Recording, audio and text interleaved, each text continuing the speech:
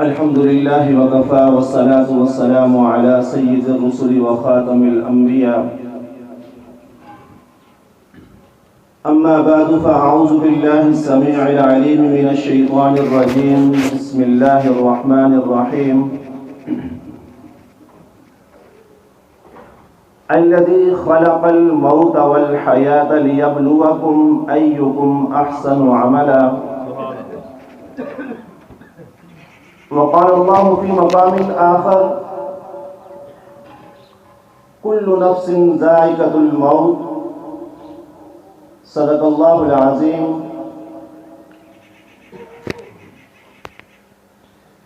تیرے ہی نام سے ہے ابتدا اس محفل کی، تیرے ہی نام سے ہے ابتدا اس محفل کی، تو ہی رب ذوالجلال ہے، تو ہی لم یلد ولم یولد، بے مثل اور بے مثال ہے۔ ہزار بار بشویم دہن بمشک و گلاب، ہزار بار بشویم دہن بمشک و گلاب، ہنوز نام تو گفتن کمال بے ادبی۔ لوگ آقا علیہ السلام کی شان میں نعت پڑھتے ہیں۔ ساگر سے کسی نے کہا کہ آقا علیہ السلام کی شان میں آپ نعت لکھیں، تو اس مرد کلندر نے کہا کہ آقا کی شان میں نعت تو لکھنی بڑی دور کی بات ہے، اس کی لوری کے لیے لفظ کہاں سے لاؤں؟ بات سمجھ رہے نا؟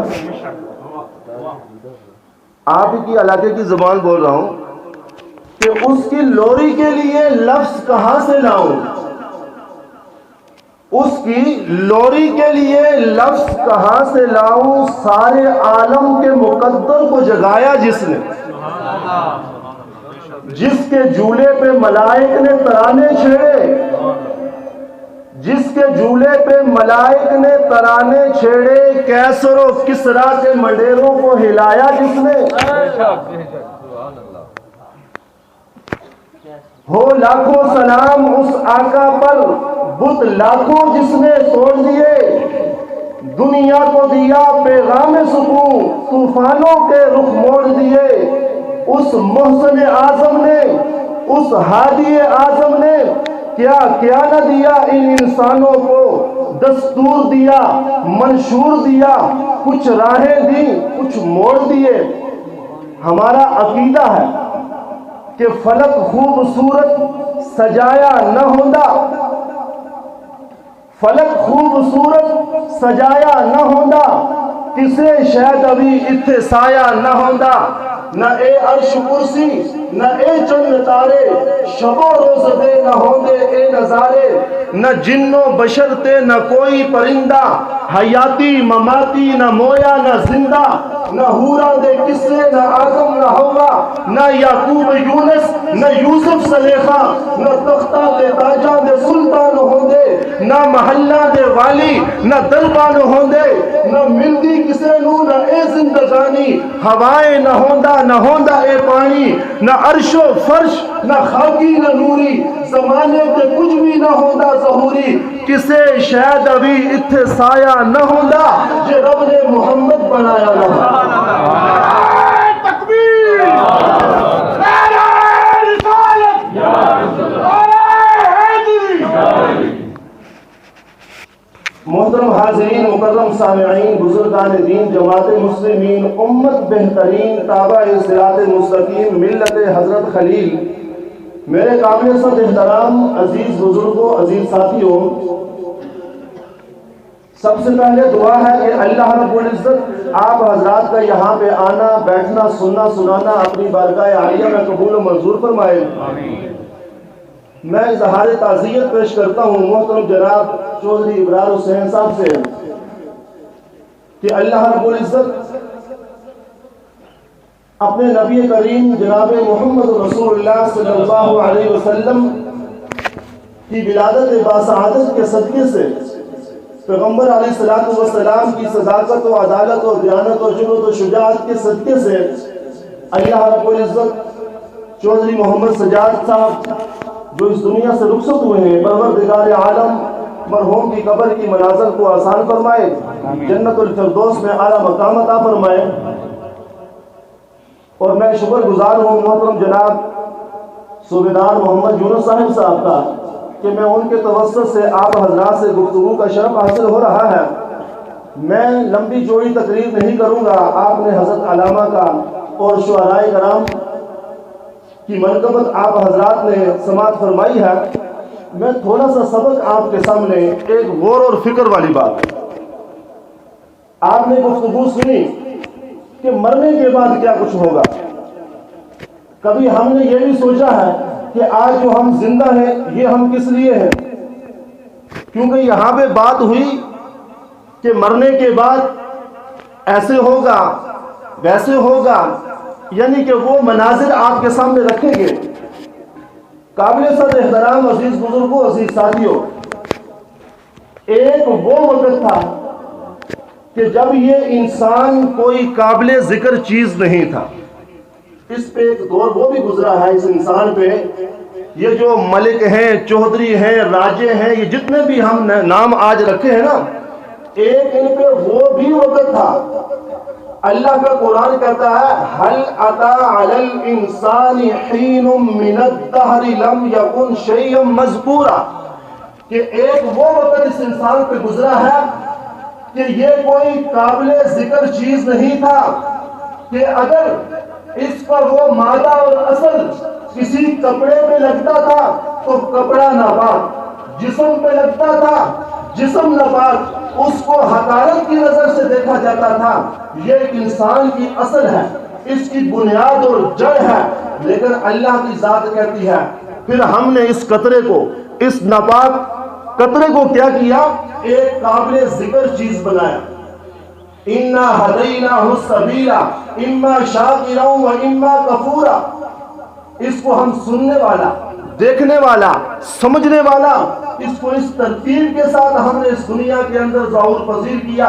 قابل صدر احترام بزرگوں، اللہ نے پھر انسان کو دو راہیں دی، ہدایت کی راستہ بھی دکھایا اور دوسرا راستہ بھی، کہ سیدھا راستہ کون سا ہے، غلط راستہ کون سا ہے۔ اب یہ انسان نے جس چیز کی چوائس کی، اچھا راستہ چنا اس کی مرضی، غلط راستے پہ گیا اس کی مرضی۔ تو قابل صدر احترام بزرگوں، یہ جو زندگی اللہ نے انسان کو دی، میں نے آیات کریمہ پڑھی الذی خلق الموت والحیات، اللہ نے موت کا ذکر پہلے کیا اور زندگی کا۔ آج لوگ روتے ہیں نا، کوئی مر جائے، کوئی مرتا ہے جب انسان، اس کا انتقال ہوتا ہے۔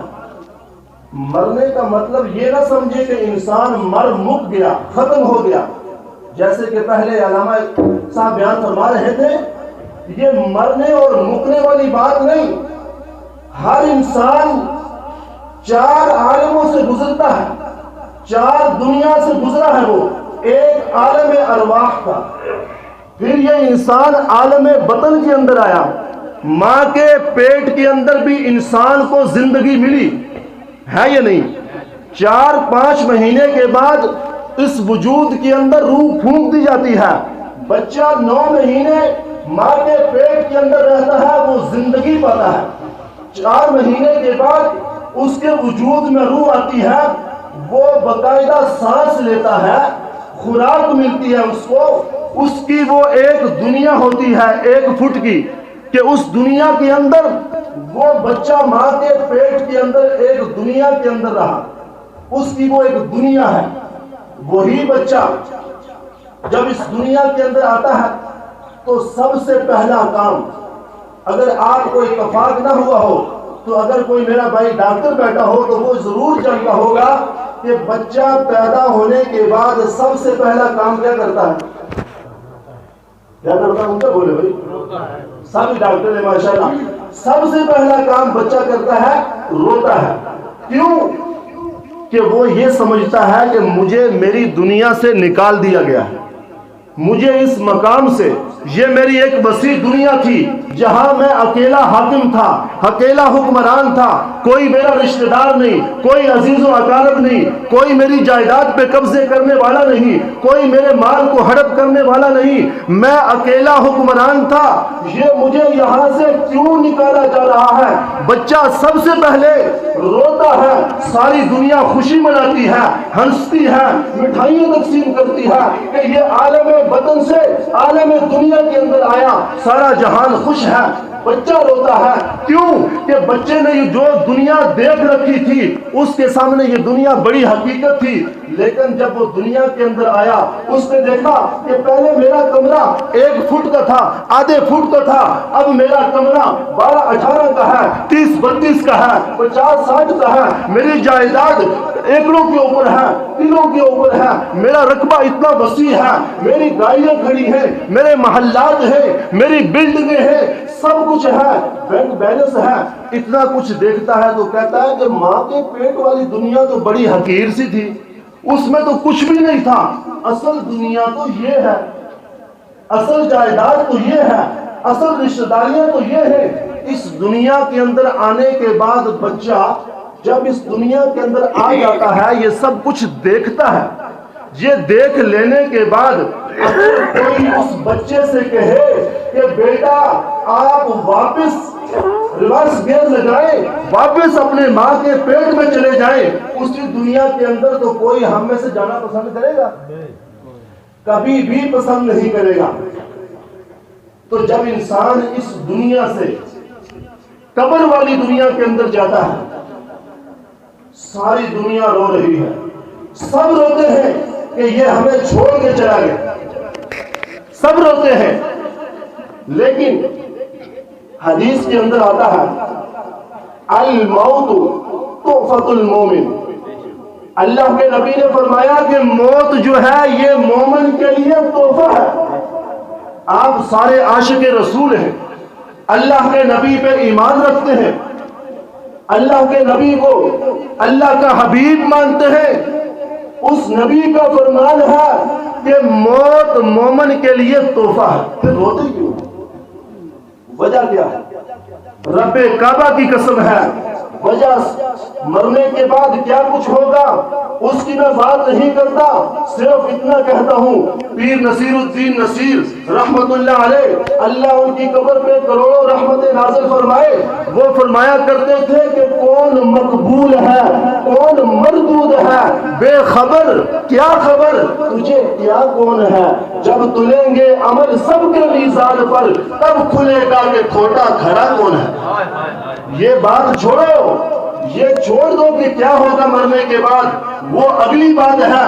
جس طرح ماں کے پیٹ کا جو بچہ ہے اس کو علم نہیں ہوتا، وہ اس دنیا کے اندر آنا نہیں چاہتا، اسی طرح اس دنیا کے اندر آنے کے بعد یہ عارضی زندگی 60-70 سالہ زندگی جو ہے جب انسان اس دنیا کے اندر گزارتا ہے کسی کا دل نہیں کرتا، منہ کے اندر اگر دانت بھی نہ ہو، کانوں کے اندر اگر سنوائی بھی نہ ہو، آنکھوں کے اندر بصارت بھی نہ ہو، کمر جھک بھی جائے، کسی کا بھی جی نہیں چاہتا کہ میں اس دنیا کو چھوڑوں، کسی کا جی نہیں چاہتا۔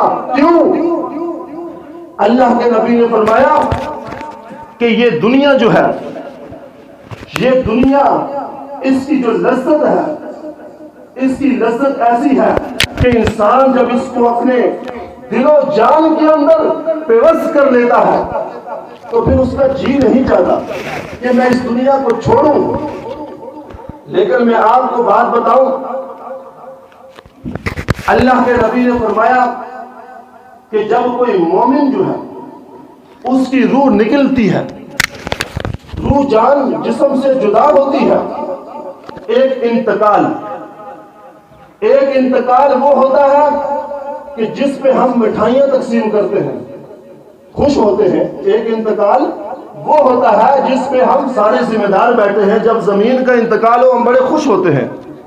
ایک یہ دنیا کا انتقال، ایک انتقال عالم ارواح سے عالم باطن کے اندر، ایک انتقال عالم باطن سے عالم دنیا کے اندر، ایک انتقال عالم دنیا سے عالم برزخ کے اندر جو قبر کی زندگی ہے.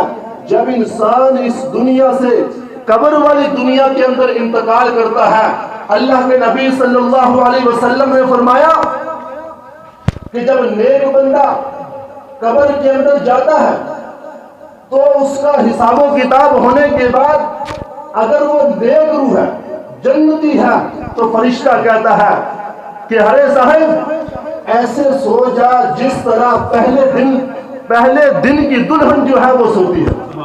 حدیث میں آتا ہے کہ ایسے سو جا. آپ کو پتا ہے کہ جس عورت مرد کا نکاح ہوا ہوتا ہے، جب وہ اکیلے ہوتے ہیں ان کو کسی کی فکر، کوئی ٹینشن، کوئی ان کے دل و دماغ کے اندر خوف اور ڈر نہیں ہوتا کہ ہمیں کسی کی کوئی رکاوٹ ہے. بالکل وہ بے فکر اور بے آزاد ہو کر وہ سکون پذیر ہوتے ہیں، اس لیے کہ انہوں نے نکاح کیا ہوتا ہے. تو جس انسان نے اس دنیا کے اندر اچھے اعمال کیے، اب اچھے اعمال کیا ہیں؟ اللہ نے یہ زندگی اور موت اس لیے رکھی تاکہ میں تمہیں آزماؤں کہ ایکم احسن عملا، کہ تم میں سے کون سا انسان اچھے عمل لے کے آتا ہے. یہ زندگی اس لیے تھی. ہم نے بس مرنے کے بعد کی فکر کر رہے ہیں کہ کیا کچھ ہوگا، یہ وہ ہو گیا، بس بات ختم. رب کعبہ کی قسم ہے یہ جو زندگی ملی ہے یہ اس آنے والی دنیا کی تیاری کے لیے ملی ہے. اللہ ہم سے پوچھے گا، ہم یہ بلب جلاتے ہیں، مہینے کے بعد واپڈا والے ہمیں بل لے کے آتے ہیں کہ تمہارا اتنا بل آیا ہے. جس نے اس آنکھ کے اندر کروڑوں بلب لگائے ہیں، رب کعبہ کی قسم اس کا حساب دینا پڑے گا. جس نے یہ کان کے اندر سنوائی رکھی ہے، یہ آنکھ اتنی دور سے دیکھتی ہے، یہ کان کہاں کہاں سے سنتے ہیں، یہ زبان کا ایک ٹکڑا، یہ گوشت کا ایک ٹکڑا جو تمہیں یہ بھی بتلاتا ہے کہ یہ پھیکا ہے، یہ کڑوا ہے، یہ میٹھا ہے، یہ نمکین ہے. زمین کی مٹی ایک ہے، اسی مٹی کے اندر گاجر کا بیج ڈالو، ذائقہ الگ ہے اور رنگ اس کا الگ ہے. مولی کا ڈالو، مٹی وہی ہے، رنگ الگ ہے، ذائقہ الگ ہے. اس میں مکئی ڈالو، مکئی نکلتی ہے. گندم ڈالو، گندم نکلتی ہے. رب نے اس مٹی کے اندر طاقت رکھی ہے. دانے ہم ڈالتے ہیں، نکالتا رب العالمین ہے. وہ رب ہم سے پوچھے گا، ہم سے پوچھے گا. اللہ کے نبی صلی اللہ علیہ وسلم کا فرمان ہے، اللہ کے نبی کا فرمان ہے کہ میں محمد الرسول اللہ اس شخص کے جنتی ہونے کا اعلان کرتا ہوں اور اپنے ساتھ جنت کے اندر پڑوسی ہونے کا اعلان کرتا ہوں. اگر کوئی انسان اس شخص کے بارے کے اندر یہ گواہی دے دے، اس کا پڑوسی جو ہے یہ گواہی دے دے کہ یہ بندہ اخلاق کے لحاظ سے ٹھیک ہے، اللہ کے نبی نے فرمایا کہ میں اس کی جنت کا اعلان کرتا ہوں. آج اپنے پڑوسی سے پوچھ کے دیکھو، اپنے بندہ سفید کپڑے پہننے سے اچھا نہیں بنتا، بندہ بڑی پگڑی پہننے سے اور بڑی واسکٹ لگانے سے اچھا نہیں بن سکتا جب تک اس کے اخلاق اچھے نہ ہو. اللہ کے نبی نے چاند کے 2 ٹکڑے کر کے دکھائے، لوگوں نے ایمان قبول نہیں کیا. اللہ کے نبی کے ہاتھ کے اندر، اللہ کے نبی نے جب ابو جہل سامنے آیا، ابو جہل کی مٹھی کے اندر جو کنکر تھے انہوں نے کلمے بھی پڑھے، لوگوں نے ایمان نہیں لایا. لیکن اللہ کے نبی نے جس وقت فتح مکہ کے موقع کے اوپر اپنے دشمنوں کو معاف کر دیا کہ جاؤ میں تمہیں چچا حمزہ کا خون بھی معاف کرتا ہوں، میرے گلے کے اندر جو تم نے پھندے ڈالے تھے، ہمیں لو لہان کیا تھا، میرے ساتھیوں کو مارا تھا، جاؤ میں تمہیں معاف کرتا ہوں. اس وقت لوگوں نے فوج در فوج اسلام کے اندر داخل ہونا شروع کیا. اخلاق اچھی چیز ہے. تو آخر کے اندر ایک بات کہہ کے میں اپنی بات ختم کرتا ہوں کہ انسان کی نجات کا دار و مدار جو ہے وہ صرف اعمال کے اوپر نہیں، اس کی جو آخری وقت ہے جب انسان اس دنیا سے جائے گا، اس کا جو آخری وقت ہوگا، اگر اس کا آخری وقت جو ہے وہ ٹھیک ہوا تو رب کعبہ کی قسم شمس الدین تبریز اللہ کے بہت بڑے ولی تھے. ایک ملک کے اندر گئے، وہاں کا جو بادشاہ تھا وہ اللہ کی توحید کو تسلیم کرنے والا نہیں تھا. شمس الدین تبریز رحمت اللہ علیہ نے وہاں جا کر اذان دی، اللہ اکبر اللہ اکبر، اللہ سب سے بڑا ہے. اس بادشاہ نے اللہ کے اس ولی کو دربار میں بلایا کہ تو کون ہے، مجھ سے بھی کوئی بڑا ہے، تو کہہ رہا ہے کہ اللہ بڑا ہے، اللہ بڑا ہے. کہا کہ ہاں. اس نے جو اللہ کے ولی تھے ان کی آزمائش کے لیے، امتحان کے لیے اپنے کتے منگوائے. کتے منگوا کے کہا کہ شمس الدین یہ بتا کہ تو بہتر ہے کہ یا میرے کتے بہتر ہیں؟ تو بہتر ہے یا میرے کتے بہتر ہیں؟ تو اللہ کے اس ولی مرد کلندر نے سوچا کہ اگر میں کہوں کہ میں انسان ہوں، میں تیرے کتوں سے بہتر ہوں، تو اس نے دوسری بات نہیں کرنی، گردن تل سے جدا کر دینی ہے. وہ اللہ کے ولی تھے، صاحب کشف تھے، صاحب نظر تھے. کہا بادشاہ صاحب میں ایک بات کرتا ہوں، اگر میں اس دنیا سے، لوگ تو مجھے ولی سمجھتے ہیں، صاحب نظر اور صاحب کشف سمجھتے ہیں، لوگ مجھے نمازی اور تہجد گزار سمجھتے ہیں، لیکن شمس الدین تبریز ایک بات کہتا ہے، اگر یہ شمس الدین اس دنیا سے ایمان کی حالت سے چلا گیا تو تیرے کتوں سے بہتر ہے، اگر ایمان کی حالت سے نہ گیا تو شمس الدین سے تیرے کتے بہتر ہیں. یہ اللہ کا قرآن کہتا ہے اولئک کالانعام بل ہم اضل. جو انسان اس دنیا سے ایمان کے بغیر چلا گیا اس کی مثال جانوروں جیسی ہے، بلکہ جانوروں سے بھی بدتر ہے. تو قابل صد احترام عزیز بزرگوں، اللہ رب العزت جو کچھ کہا سنا اس پر عمل کی توفیق عطا فرمائے. اللہ رب العزت اس پورے علاقہ کے اوپر اپنی رحمت نازل فرمائے. وآخر دعوانا الحمدللہ.